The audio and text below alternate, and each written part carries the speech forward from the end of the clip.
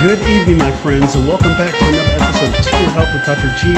On this great Wednesday, my name is Dr. Mark 𝗖𝗎𝗓, board-certified internal medicine physician practicing at the Edward Hospital in Naperville, Illinois. I'm also a member of the American College of Lifestyle Medicine. I am so glad to welcome you guys back to my 93rd episode of To Your Health with Dr. G. It's been an incredible journey. This is the last episode of season 3, so you guys are in for a treat. I have two amazing physicians today breaking down a topic that I love, sports, of course. I was a lifelong sports fan growing up. I wanted to play pro sports, but then I had to do and become a doctor, which was really kind of what it worked out to be, so I'm very glad on that one. But sports brings everybody together.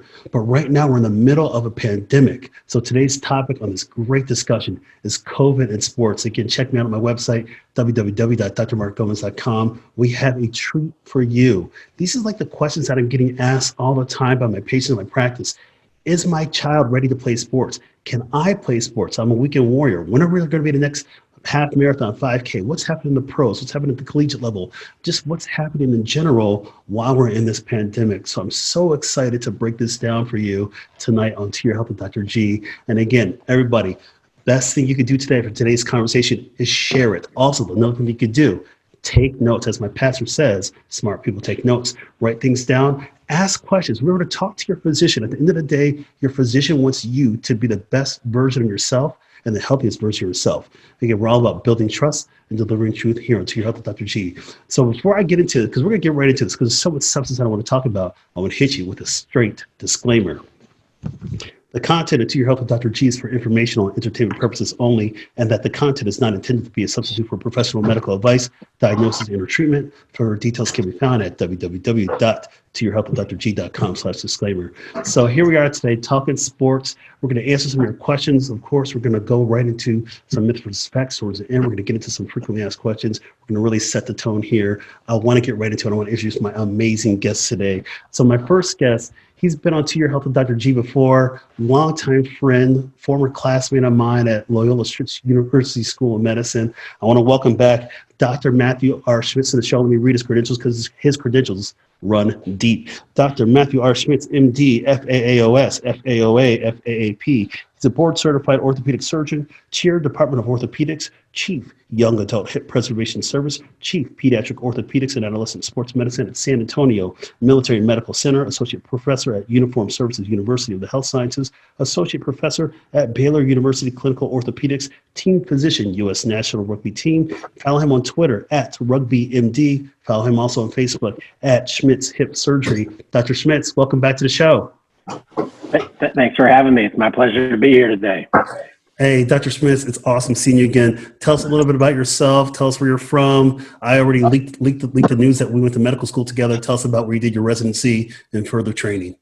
Yeah, so after medical school, I came down to San Antonio and did my residency in orthopedic surgery at Wilford Hall, now SAMC, San Antonio Military Medical Center. I did a fellowship in San Diego in adolescent sports medicine. And I've been back here in San Antonio for the last 8 years, helping run the department down here. So excited to talk about this important topic, ranging from, adolescent sports all the way up to the professional grade sports, and interested and happy to be here. Wonderful. Well, thank you, Dr. Schmitz. So I want to introduce my next guest. His credentials are fierce. Oh my gosh. Both these gentlemen today. Amazing, just amazing clinicians. They're at the top of their games. They're well known in the sporting community. And again, I want to pick their brain. I want to introduce my next guest. He is amazing too as well. Let me read his credentials. Dr. John M. Tokish. Dr. Tokish is a board-certified orthopedic surgeon. He's senior associate consultant, professor orthopedic surgery, orthopedic sports medicine, orthopedic surgeon for the Arizona Coyotes in the National Hockey League, director orthopedic sports medicine fellowship at Mayo Clinic, Arizona. Dr. Tokish, welcome to the show. Hey, thanks very much for having me. It should be a fun ride tonight and a really interesting and timely discussion. Excellent. Dr. Tokish, tell us where you went to medical school, where you're from, medical school, residency, fellowship. Give us your credentials. Yeah, I was all over the place. I was born in the Philippines and then grew up on Guam, little island in the middle of the Pacific Ocean. Then came back to Seattle, which is where we call home. So did high school. Then I was at the Air Force Academy for undergrad, went back for medical school at the University of Washington in Seattle, and residency here in Arizona, where I met my wife, and then we went up to the Stebbin Hawkins Clinic in Vail. Did my fellowship with Steady and Hawk up there, and then went back to the Air Force Academy, where I was chief of sports medicine there for about a decade. Then went out to Hawaii, out to 𝗖𝗢𝗩𝗏𝗓 Army Medical Center, where I was a residency program director for a number of years out there, and then out to join Dr. Hawkins to see him through the last few years of his career before he retired. So I was the fellowship director there at Stephen Hawkins Clinic of the Carolinas, and then about 3 years ago came back home. My wife's from Scottsdale, Arizona, so good chance to come home and join the Mayo Clinic here. Wonderful. Well, Dr. Tokish, it's awesome having you on my show. I cannot wait to get very granular with you. Why not? I love that word. So there you have it, guys. You've met my amazing guest today, and we're going to talk about it to you. This show is for you. Again, every show of To Your Health with Dr. G has always been for you. It's about you and making sure your health is there, making sure your health gets better, and making sure that you live life to the best of your ability. So we're going to get right into it. This is a hot topic. We're seeing a lot of stuff in the news. We're seeing stuff in the media. We're seeing stuff in social media. You know, we're all talking sports. So I'm going to get right into it. Here's the deal. We know that obviously we are still mired in the middle of a pandemic. Right now, we're talking about opening things up, including sports. You know, sports brings everything together. So let's ask this question, the question of the hour, aka the chief complaint. The chief complaint, of course, is when people come to our office, they have a medical reason why they're there. We call it the chief complaint.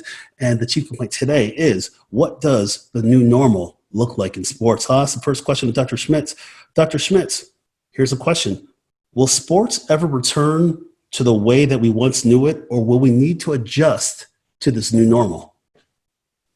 I think that in the short term, we're going to have to make some adjustments to the new normal until there's a vaccine where we can truly go back to the way that we used to be. But I like to think of sport as a microcosm of life. And right now, we're all making adjustments in our life. So in the near term, until there's a vaccine, there's going to have to be adjustment in sport, not only playing, but also watching sports as well.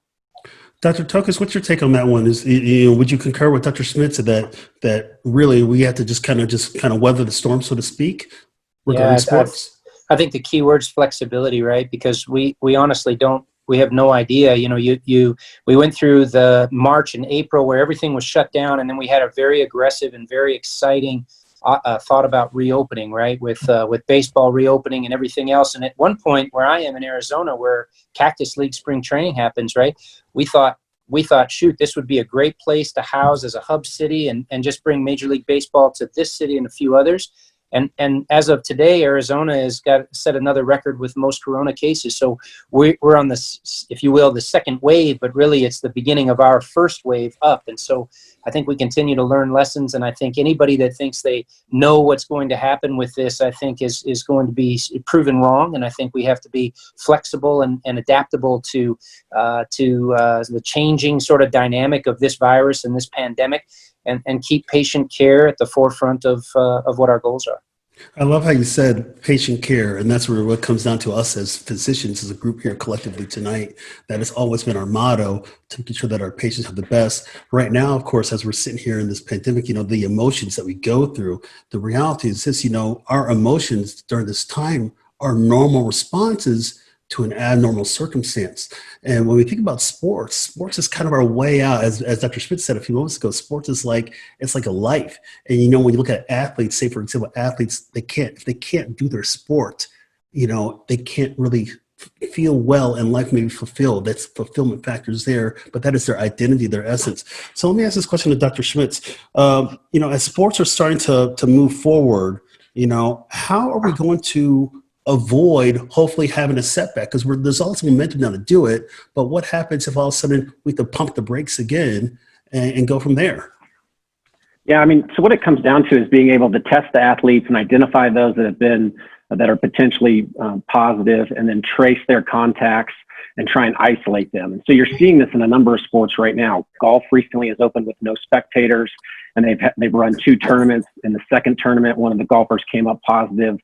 This weekend's tournament, one of the caddies was positive, and so they've gone back to see who that caddy interacted with, and players are pulling out of the tournament for fear that they may show signs down the road. We know it takes between 10 and 14 days after exposure before typically you start to show symptoms, and so it's going to require that contact tracing, and the leagues at all different levels are going to have to be very vigilant at trying to identify those players and isolate them so that it doesn't run through an entire team or league. Dr. Tokish, you're a team physician for the Arizona Coyotes and the National Hockey League, and so I'm sure that you're privy to some of the planning. That we always say this in times of a pandemic. Preparedness is appropriate, panic is not. How are you guys preparing at the pro level for the reality that we're facing? Yeah, it's tricky. I think everybody would say, or it's easy to say, well, just shut it down. Let's socially isolate, and sports should take a back seat.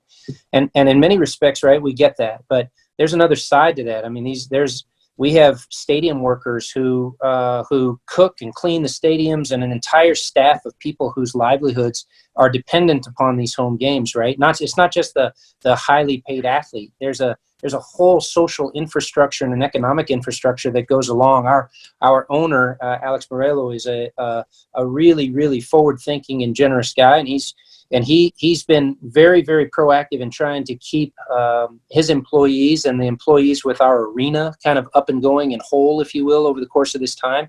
So I think people, sometimes we think, oh, it's just pro athletes, just tell them to settle down and we'll pick it up again next year. But that affects a ton. So you're right.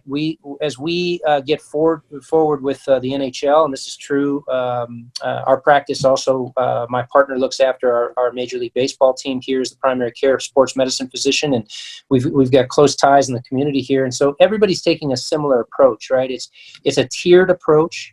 It's an approach that player safety and testing becomes sort of paramount, and then there's sort of going to be a gradual return, and provided phase 1 goes okay, then phase 2 goes okay, then pretty soon we start getting into groups. Right now, hockey is in phase 2, and so what that means is that players can join us voluntarily, only in groups of 6. They can have no contact with each other. It's only individual ice. There can be one coach on the ice at one time.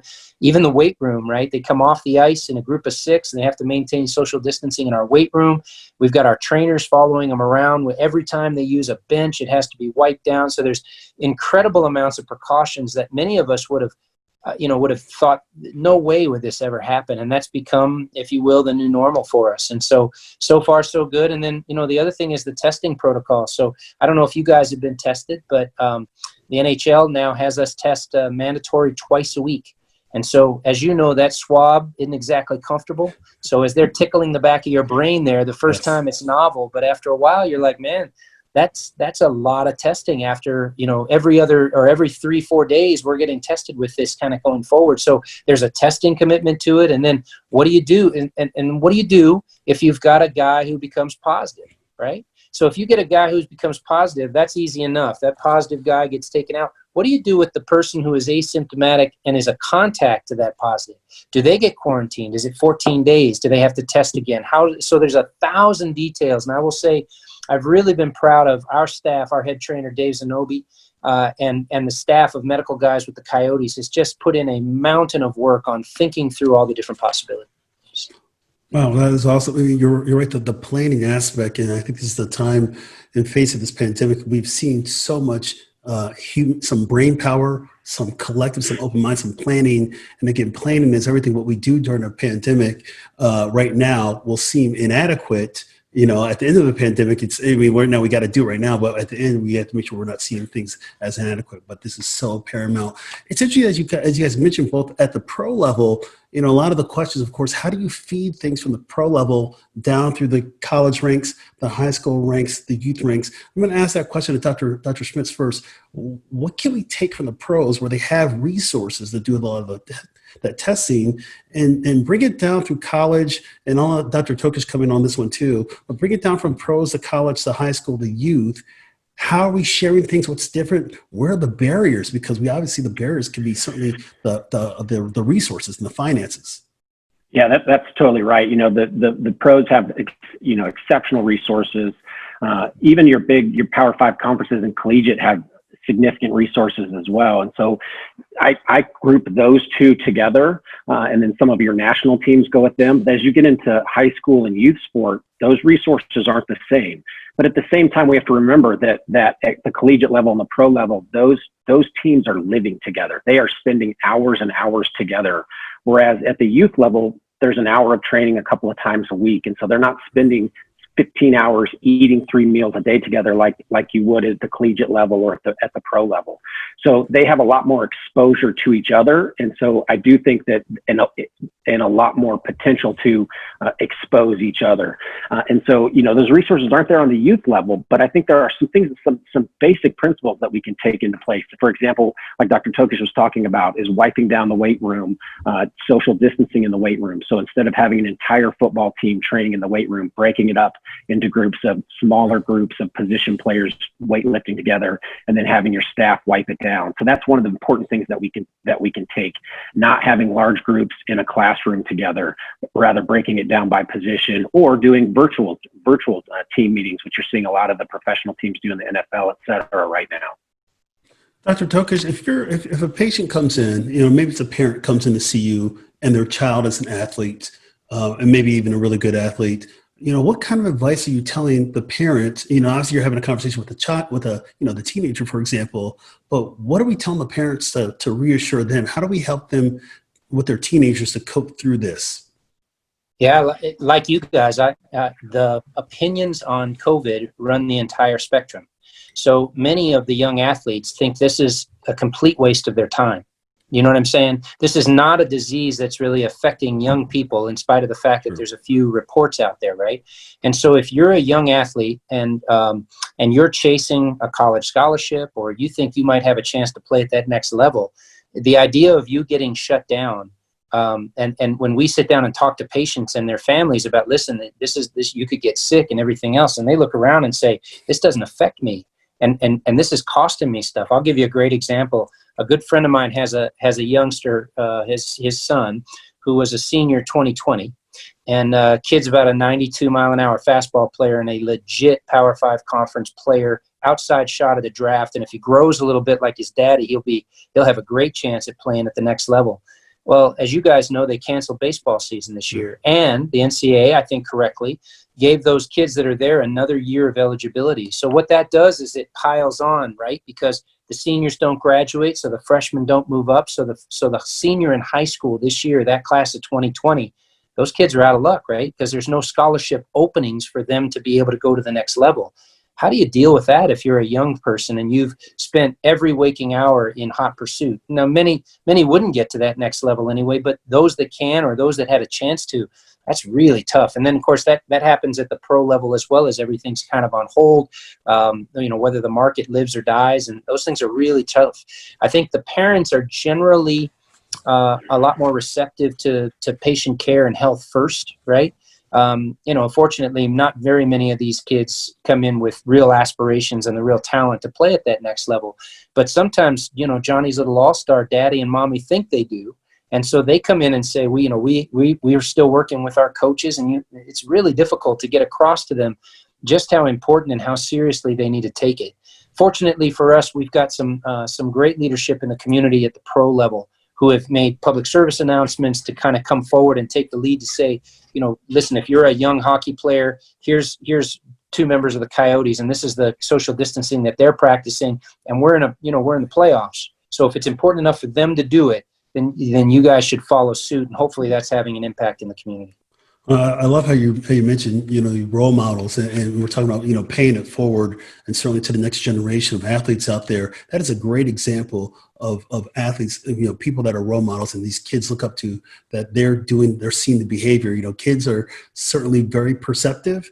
It's even like a few weeks ago, we did a show with the mental health, and we said, all right, if adults can't keep their emotions in check, it's going to be very hard for kids to keep their emotions in check. You give a great example right there.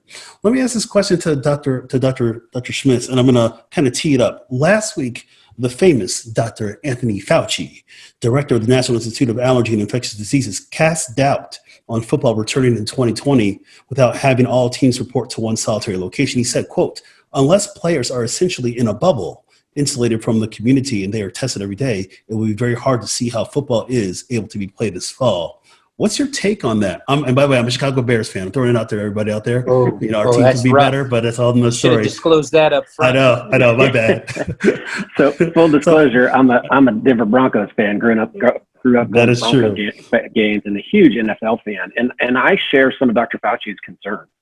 if you look at what the NBA is doing, is they're essentially trying to do that experiment where they bring them down to a central location as a bubble, because what you can't control is how those players are interacting. And again, like we talked about, once one person gets positive in a contact sport, any contact sport, whether it be basketball, hockey, football, there are going to be exposures through practice and through games. And so I do have a concern about that, both on the player side, but then also what is it going to look like on the fan side as well? English Premier Soccer is currently going on with no fans in the stadium.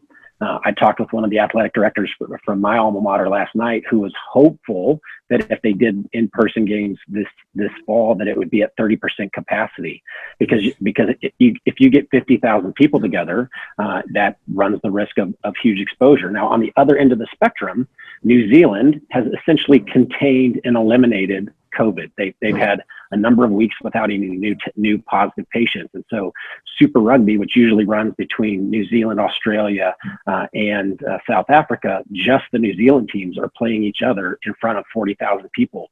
And it's made a magnificent comeback, but that's because they were able to, it's an island country. They were able to eliminate the disease from their borders. So, I do share the same concerns that Dr. Fauci is having, because right now, as we're seeing in Dr. Tokish's area in Arizona, as we're seeing here in San Antonio, Texas, we're having record number of cases that seem to correlate perfectly with 2 weeks ago opening up the economy and people being out and about. Wow. I mean, there's a great perspective on that one, and really underscores the fact that, we still have to get a handle on this. Especially, as you mentioned, I love that example from New Zealand, that they're actually playing sports at a high level of inter-competition. They haven't gone abroad, but inter-competition amongst teams in the country themselves, and then actually been able to still keep the caseloads down to essentially zero. We've got some work to do in this country, of course, on things. Dr. Tokish, what's your take on Dr. Fauci? Is he saying the right thing that, unless people are in a bubble, and certainly when you think about the adult population, a little bit older, think about pro athletes, 20s to 30s kind of thing, so they get a little more risk as you get a little bit older. But is that the kind of way through this thing? Yeah, I think Fauci has been an exemplary example of what his role should be, right? So he doesn't have the entire perspective of the country, so he doesn't see it from the same perspective, but he's been careful, I think, to sort of disclose that. We have to have somebody who speaks as the physician, right? And he's become the figurehead speaker from the physician standpoint. And it's hard to argue from a physician standpoint to take healthcare and everything else. For him, football has to be secondary. Matt and I share a great love of collegiate and NFL sports, as so many physicians do around the country, and sports medicine doctors do, right? None of us want to see an empty fall. I don't know what I'm going to do with myself. I don't watch those Seahawks play. But that being said, I think Fauci's been right. The Pac-12 here is they're considering a number of different possibilities, even playing spring football. So, and canceling it for the fall, right? And then coming back and playing spring, and then doing 2 seasons, one spring and one fall, to get kind of caught back up. Again, it's a balance, right? If you cancel football, you're gonna bankrupt many athletic departments around the country. And so that's another one of those sort of balanced decisions. And you look at it and you say, well, we could play football. This is not likely to get sick, right? Why did we flatten the curve, if you will? One argument is that we flattened the curve to make sure that we didn't overwhelm our healthcare resources. Well, the country mobilized very well, and we have ventilators, and it doesn't look like we're going to be overwhelmed from that standpoint. We have the ability to ship those thanks to the federal government's, sort of ramping up that stuff. So if we're not going to do that, then can we go out and do it? And you'd say, well, the young people are at very low risk to have serious illness from this. But unfortunately, they live with older folks, and they live with folks who are immunocompromised, and so it becomes a balancing game and question. Matt and I, as guests, I think we share an example of both of us having been served in the military, right? And so we were around right after 9/11. Both of us have deployed, and I think there's some. I think a lot about it. When we first went out after 9/11 out to the Middle East, we had no idea how this was going to work, what it looked like, how to best defend and look after our soldiers and sailors, airmen, and Marines out there. And I think we learned a bunch of lessons early. And one of the lessons was not to be too dogmatic about or be too judgmental about everybody. We should take it for granted that everybody is trying. And there's going to be mistakes made, and you admit those, and you say, yep, that one didn't work, and let's move on to a new thing, and always erring to the side of caution. The only thing that troubles me a bit about this whole thing is sometimes we get a little finger pointy a little bit on both sides of the political spectrum about, scoring points, as opposed to saying, listen, this is a unprecedented thing. Yes. We're going to make some mistakes. Let's do what's in the best interest of our patients. And if we have to reverse course on this, it's okay.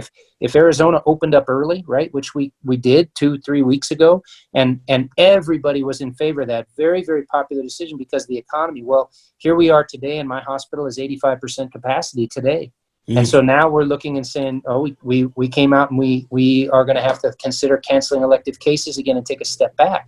That's not a loss. That's not something that should be ridiculed or judged. That's just adapting to the what the defense has given us now. Oh, I like that. Yeah, Go ahead, Matt.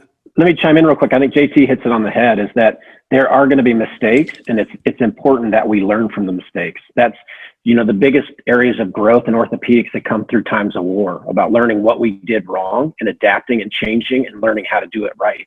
And I think the same thing is going to come from this as well, is we got to make sure that we make note of what we do that doesn't turn out well, change direction, and then do it well. I think, I was talking about the novelty of this whole thing. Again, this is called the novel coronavirus for a reason. We've never seen it before. And I do think that we know better how to attack this thing, certainly now than we did 130 days ago when case one was here in the USA. Let me ask you guys this question. I want to switch up the topics a little bit because I get asked this question quite a bit about COVID and sports risk. So what I'm going to do is I'm going to say the sport, and then I want you guys to chime in on what is the risk. We know the CDC has put out some guidelines out there where they kind of categorize risk as far as low, medium, high, things like that, intermediate kind of thing. So I'm going to say the sport, and then I want you guys to say, what do you think the risk is for COVID exposure? Just a general thing on that. All right, so here we go. Dr. Tokish, I'm going to say the first sport for you. All right, competitive swimming. What's your take on that? Risk or no risk, or high risk, low risk? Yeah, I think the risk is there. It's not contact, so that's good. But you have to think, if you're training, are you training in the same shower area? Are you using the same pool as the next person? Are you using the same soap? We talked a little bit about the Coyotes preparations. You can't even have community soap anymore. We got to bring in individual little bottles so nobody touches anything. So swimming, I would say, is a little bit of a less risky sport than some of the others, say contact sports, but it's not necessarily always just the activity. It's how they get in the pool, how they're transported, who's feeding them, are they eating the same things? All those other things have to come into play. Excellent. Here we go. I got this one for you, Dr. Schmitz. Here's the next one. Wrestling. What's your take on risk there? I think wrestling is the highest risk for any disease transmission. I know JT's taking care of wrestlers when he was at the Air Force Academy, but that is as much contact as you can get, and they're sharing everything. So that's a high risk. All right, here we go. Next one here, Dr. Tokish. Here we go. Risk in gymnastics. Yeah, I'm glad you gave him wrestling. So gymnastics, right? The challenge is that you've got the same equipment and the same apparatus that both men and women are using. So the mats, the pommel horse, the rings, the bars, all those are constantly used for reps, just not only in competition, but in practice as well. So I would put that at a medium risk. And really, it's going to be one of those where you're going to have to do really, really aggressive sanitation between each time and each routine that somebody comes through. And then obviously, depending on what the team is doing, are they living together, et cetera, and all the social distancing that goes along with that. Wonderful. And I have to say, full disclosure, I have an 8-year-old daughter who is a competitive gymnast. They just started back up June 1st. And it's very interesting talking with her and seeing what her gym has laid out. But it's very interesting. But we've had to make that decision, and certainly people out there have to make the decisions for their children to see if they want to still compete. But right now, the Gomez household has said yes on gymnastics, but they're in a very small cohort, and we're stressing sanitation. Here we go. Next one here. Dr. Schmitz. Here we go. Baseball. What's your take? Risk. I think at the youth level, baseball is a moderate. I think as you get to the pros, it becomes a little bit moderate to high. And again, because it depends on who's using their own equipment versus someone else's equipment. I talked to someone in Denver yesterday who says that they're starting youth baseball, and really the only change is there's no high fives at the end of the game. I'm not sure that eliminates all the risk, but you got to make sure that the kids are using only their own equipment, not sharing bats, not sharing mitts and things like that. But I think that's probably a moderate risk. You remember when we were kids, Maddie? They'd have two batting helmets for the whole team, and you wore the same helmet. One guy gets lice, the whole team got lice, right? So share a batting helmet, get COVID. It's going to be tricky. We shared everything. I remember those days. I played high school baseball, at least my freshman year. Then I chose marching band after that. There you go, everybody. That's Dr. G secret. But yes, that's so true. Here we go, Dr. Tokish. I like this one. Cross country. What's the risk there? Cross country. What's your take on that? Yeah, I mean, of all the sports, maybe running is one that you can be a little bit social distance. They do, unfortunately, start in packs. So I know there's been some suggestion with the AIA here in Arizona, the Interscholastic Association, about doing cross country if they do it in staggering starts so that they keep social distancing at the beginning, right? And then once you're off, there's no congregating. You're off the course and you're gone. And so it's almost like a time trial in the Tour de France as opposed to being in a peloton. All right. Thank you, Dr. Tokish. We'll do a couple more of these. Dr. Schmitz, soccer. What's your take on that risk? I think soccer is a moderate. It's not a contact sport, but it's a lot of close contact. And so I think that's a moderate risk. In full disclosure, my daughter is back to playing competitive soccer. They started off with, 6-foot squares and individualized training, and they've kind of ramped up over the past couple of weeks, and now they're going to back it back down because of the cases here. So I think that we're seeing that was one of the first sports to reopen in Europe. So I think that there is potential risk there, but not as much as your higher contact sports like wrestling and football. All right, we'll do a couple more of these. Dr. Tokish, what's your take on tennis? What's the risk there you think for COVID-19? Yeah, I was actually going to say, I think women's soccer is contact. Men's soccer is so much flopping. I'm not sure that's a contact sport. But I think it's a red card for flopping. Listen, the women are tough. But and they have a lot of contact. Tennis, as long as you're playing an individual sport on other sides, I mean, that may be the safest of all of them, especially if you're playing outdoors, right? So indoor tennis, and if you're playing on the same team, and again, sharing equipment. But if you're going to do a sport during this COVID time, tennis ain't bad. And in Arizona, pickleball is a religion here. So pickleball is another way that people, especially folks that are a little more seasoned in their age, can get out and play. And it's a great way to sort of get outside, breathe some fresh air, and stay socially distant. Excellent. We'll do two more of these. Dr. Schmitz, here's the sport. Competitive dance. What's your take on that? What's the risk looking like? I'm going to have to put that one as low. I don't have any real experience with competitive dance, but I think you can appropriately social distance there as long as your choreographer is setting them up 6 feet apart and they're not sharing any equipment. So I'd put that one at low risk. All right. I think I put that at low risk too. So I like that one, but I don't have much experience in that one, at least advising patients. Here we go. Dr. Tokish will give you the last sport. Here we go. Competitive cheerleading. Yeah, I think actually that's high risk for lots of reasons. Cheerleading is not like when we were kids where you had, 6 people standing and waving pom-poms and stuff. These kids are ridiculously good athletes, right? And the formations that they build and the flyers that they do, it's almost like team full contact gymnastics at times, right? So you're building pyramids and you've got flyers and you've got stunt routines. There is a ton of contact there. So that one's a high risk. Excellent. Well, there you guys go. Nice COVID in sports. Let's get to the next session here. I'm having a great time with both of you gentlemen. Again, you're joining us here live on Tier Health with Dr. G, episode 93, COVID in sports, breaking it down with two amazing experts, Dr. John M. Tokish, MD, and of course, Dr. Matthew R. Schmitz, MD. So let's keep this going. Let's talk a little bit of college football really quickly because it's been in the news lately. And a lot of things have been in the news. It's like every day we're hearing about an outbreak. Well, let's talk a little bit here. Louisiana State University, 30 of the 115 players are now quarantined because they either tested positive for COVID-19. Last week, Clemson, 23 players tested positive. Dr. Schmitz, do we expect to hear more stories like this? I think we do. As the schools start to open up, they're bringing back kids that are spread across the country. Very few teams just recruit regionally, and they recruit across the country. And so you're getting a whole bunch of kids come from different areas, and one might be a hot spot, and they can bring it back. there's two kind of ways to think about this. I talked with the Air Force, JT and I both played football at the Air Force Academy, and they have the ability to have a little bit tighter control on their players there, being a military academy. And what they're doing there is they're bringing them back and testing them on day one, and then cohorting them in groups of 10 to 20, and essentially mini quarantining them for 14 days and testing them again at the end of that 14 days. That's not necessarily achievable at Notre Dame or LSU. And so trying to control who comes in, whether or not they bring it in, but then at the same time, these are college kids. JT hit on it before, that they think it can affect them. And so what are they doing when they're not practicing? Who are they around, and are they bringing that back to the team? So I think it's going to be a real issue as different collegiate teams try to open up.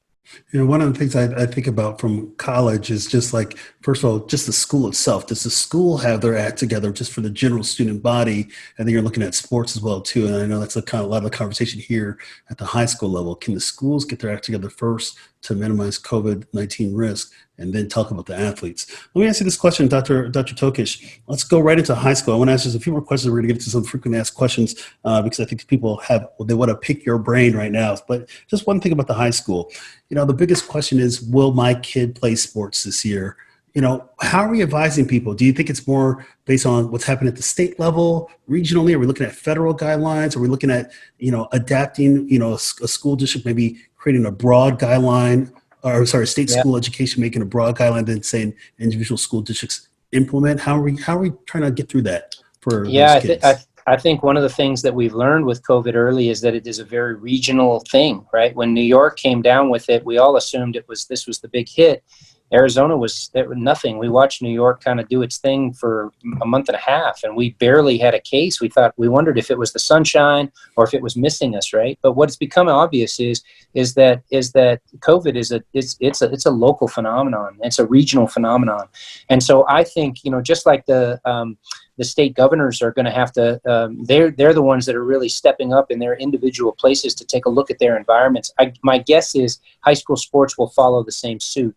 It'll be state dependent. In those states that have kind of moved beyond and moved out, probably it's going to be a safe thing for them to do. And those of us that are a little bit later to the party in the West here in California, Arizona, and Texas, it's going to be a little bit tougher to justify doing fall sports early.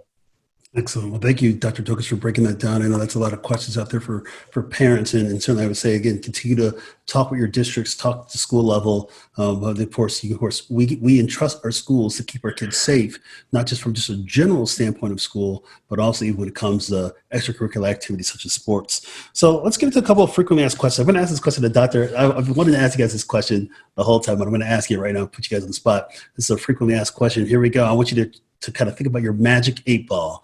You got it. I want you to be kind of a fortune teller of things. So here we go. Here's a question.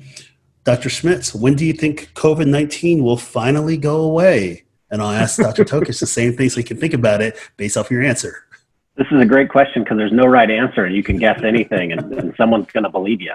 I think it's going to finally go away when we get a vaccine, and whether that's 8 months from now, 18 months from now. But I think we have some real concerns about as it tags into flu season and what happens there.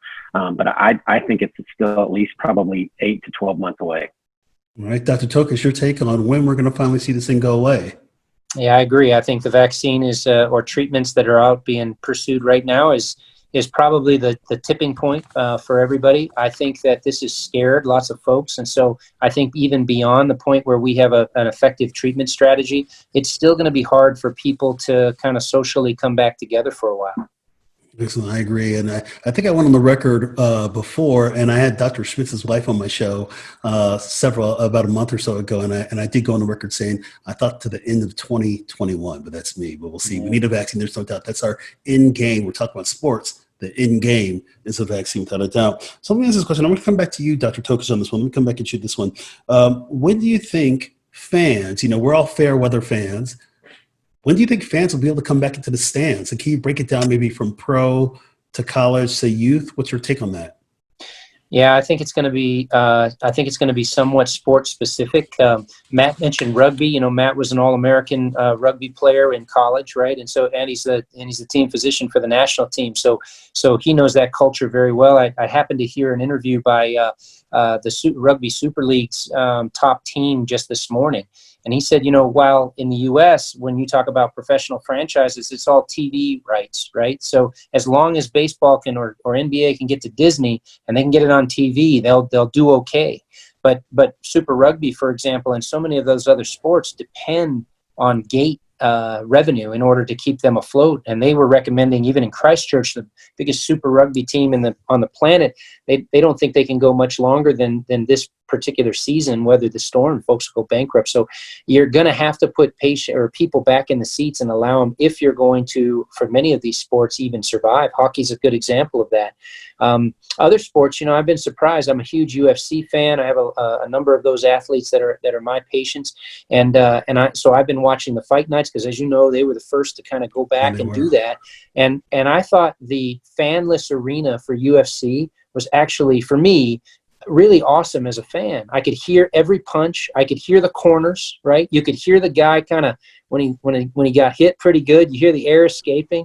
I thought it was very pure, and so I think some of those sports are going to be just fine. So people who say, if we can't bring crowds back to whatever, I'm not sure. I think that athletes are athletes, and when we watch an athlete get after it, I think that there's ways to make those adjustments. So fans in the stands, I hope as soon as possible, but it's not worth your health. Hey, I agree with you on that one. At this point right now, it's just not, we just don't know yet. It's not safe, but I agree. I will say I have watched some of the UFC fights, and it's actually been a way better experience, I think, by hearing everything. Let me ask you, Dr. Schmitz, here we go. Here's a question. Is a youth sports organization required to have a COVID-19 preparedness plan? What's your take on that? Yeah, I think most of it is driven by the state. And so, for example, in South Texas, the soccer, they have a plan, and JT kind of hit on it with some of the hockey stuff at going in phases. So if there isn't a plan, if there isn't an overarching organization, I would have real caution about letting your kids participate in that, because you want to make sure that there's somebody looking out for their best interest and not just some crazed parent that wants to get their kid out there and play.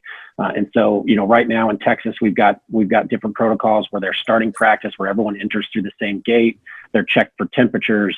They're given hand sanitizer. They're all in masks until they get to their little individual training area. There's no parents allowed around, which is correct. So I think there should be that kind of overarching governance to again, because like we said, it's a regional problem, and things are going to be different here in San Antonio than they are in Washington State than they are in North Carolina. Excellent. Dr. Tokish, let me answer this question, then we'll get into some myths versus facts. How do you respect, I think it's just the purity of sport, the competition, and certainly when it comes to contact sports, how do we respect the sport and follow social distancing at the same time? How is that going to look? Yeah. From a player perspective, I think every player that goes out there is going to assume some risk. Even if you test every day, you could have contracted the virus 7 days ago and you're not completely seroconverted yet, right? You can have the antibodies, and there have been cases where there's a different strain of the virus. So at the end of the day, if you're playing, you're risking. And I think that's the first thing that you have to kind of come to terms with, right?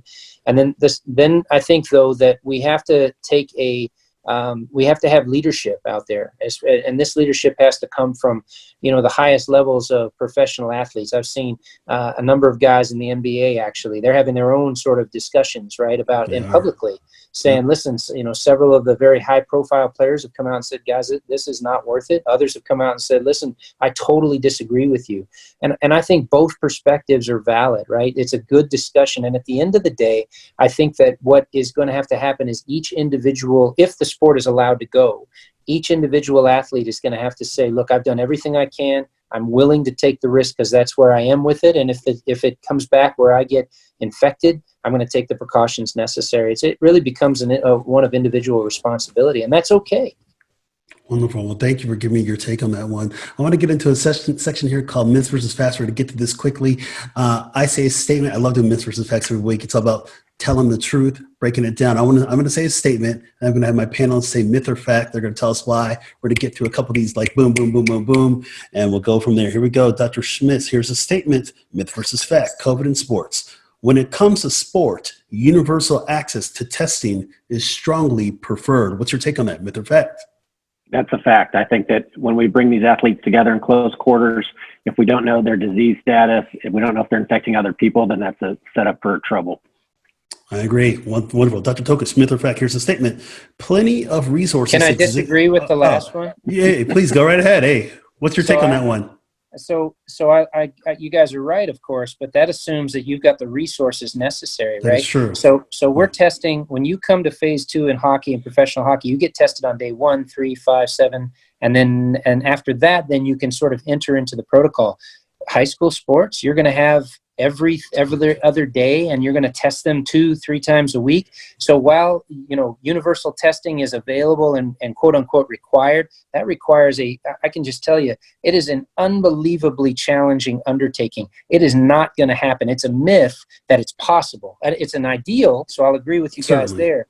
But in terms of the feasibility, especially beyond, I'm even talking about the high school and college level, it's impossible. All right, well, thank you for saying that. And you're actually talking about the inequities that certainly have been exposed in the system. It's not equal. I agree with you on that one. Here we go. Here's a statement. Dr. Tokish, myth or fact? Plenty of resources exist to keep kids active while they're at home, physically active. Myth or fact? Oh, that's a myth in my own house, and it's a myth everywhere else, man. Yeah, he said the resources, not whether or not your kids use those resources. That's a good point. I mean, it's tricky, right? It's one of the best things about I can't stand the video games that my own kids play, but it's kept them pretty safe. They're happy to go upstairs, and I think about it and go, gosh, but you can't just tell them, hey, go out and run and do push-ups. I mean, they're mine are 15, and so fortunately we got some golfers in the house, so they'll go out and swing the clubs a little bit. But I think that is incredibly challenging, and Matt can speak better to this because he's got younger kids at home than I do. But it's tough to keep kids engaged and physically active. Well, I agree with you. We have to try to somehow keep a schedule, but it's tough. I think about it myself, but this is the great part. We can be creative and certainly provide that opportunity. Here we go. Myth or fact? We'll do a couple more of these. Here we go. Dr. Schmitz. Competitions with spectators should not be allowed until we have the virus under control. What's your take on that? That I would say that's partially a fact. I think that we can try and limit crowds or try to keep things safe, but not pre-COVID. You're not going to have stadiums with 100,000 people in Tuscaloosa cheering on football games. I think we can do some smaller crowds, and that's going to differ between professional versus youth leagues. Like, I think that you can have socially distanced youth leagues where the parents are standing 6 feet away from them. That's relatively easy to do, but that's much more difficult in the professional level. All right, thank you. Here we go, Dr. Tokish. I like this statement. Here we go. Athletes who are currently dealing with a loss of sport may be experiencing sadness, mood swings, or lack of initiative. Myth or fact? Yeah, I think that's a fact. I think you talk to any young competitive athlete, and they value sport over limb. They value sport over life. Anybody I sometimes wonder if these 18 to 25-year-olds are even sane enough to consent, because they will give up anything for this stuff. And so I think that is, and so we, as now that we're older, right, we look at this and we say, well, we kind of laugh about it. But the truth is that I think that perspective is absolutely legitimate. It was mine at 20. And so I sometimes tell my own son, who's got this attitude a bit, I say, look, I've been 20, you haven't been 50. And he says, yeah, but I'm still 20, and it's still legitimate for me to be 20. He's got a really good point. The 20-year-old athlete who lives for sports, and I'm not talking about the dads and moms that are pushing them out there, but that young athlete who you have to pull them off the field every day, that is as much a part of their mental well-being as anything else. And so I think our approach to this cannot be, well, sports are for fun, and I'm sorry, you're just going to have to suck it up for a while and learn how to read a book. Those kids need it. And it's important for us as medical professionals and physicians and parents to be able to help supply those outlets. It's critical. I agree 100%. We have to make sure our kids are well taken care of and really allow them to continue to be unique and support them along the way. Thank you. We'll do one more of these. Here we go, Dr. Schmitz. I like this one. This should be an easy one. I like this one. Here we go. Here's the statement. Maintaining healthy environments will be critical when sports return, including cleaning and disinfecting frequently touched surfaces on the court, field, or play surface at least daily, and between uses as much as possible. Disinfecting, sanitization, myth or fact? That's absolutely a fact. They've already shown that decreasing the transmission is reliance on people's being vigilant in those very things. And so I think that's going to be priority number one when sports come back.